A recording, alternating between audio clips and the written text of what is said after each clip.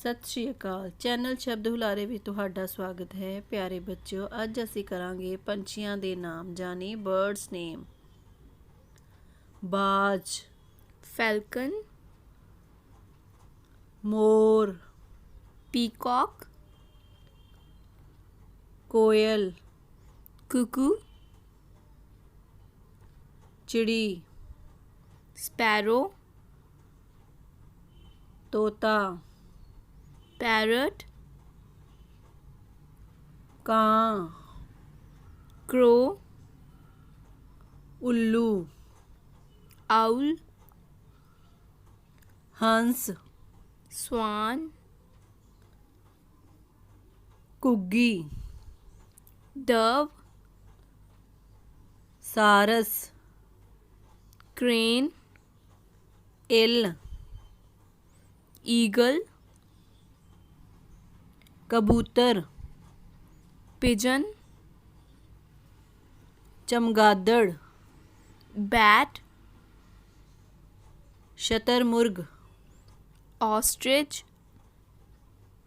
ਲੱਕੜਟੁੱਕ, woodpecker, ਬਤਖ, duck, ਰਾਜਚਿੜੀ, kingfisher, ਮੁਰਗਾ ਜਾਂ ਕੁੱਕੜ, rooster, cook, ਬਿਜੜਾ, weaver, ਮੁਰਗੀ ਜਾਂ ਕੁਕੜੀ, hen,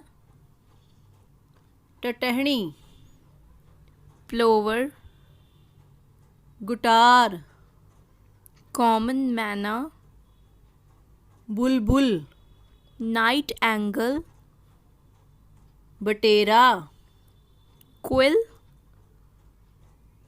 ਗਿੱਧ ਜਾਂ ਚੀਲ, vulture, ਤਿੱਤਰ, parrot, ਬਗਲਾ, stork, adret, ਬਬੀਹਾ, papeha, ਚੱਕੀਹਾਰਾ, common hoopie, ਅਬਬੀਲ, skylark, ਮੋਰਨੀ, peahen, ਰੋਬਿਨ, robin, ਹਿਊਮਿੰਗ ਪੰਛੀ, hummingbird, ਸਮੁੰਦਰੀ ਗੁੱਲ, seagull, turkey, turkey, Hornbill, hornbill, ਈਮੂ, emu, ਚਕੋਰ, chakor, Macau, macaw, ਸਵਾਲੋ, swallow, ਮੈਨਾ, manna, ਮੈਗਪੀ, magpie, ਬੁਲਫਿੰਚ, bullfinch, ਵੈਕਸਵਿੰਗ, waxwing, ਕਾਰਡੀਨਲ, cardinal,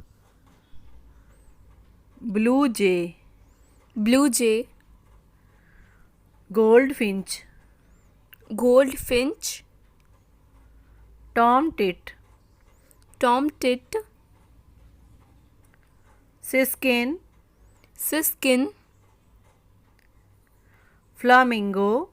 flamingo। ਇਹ video ਵੇਖਣ ਲਈ ਤੁਹਾਡਾ ਧੰਨਵਾਦ ਹੈ।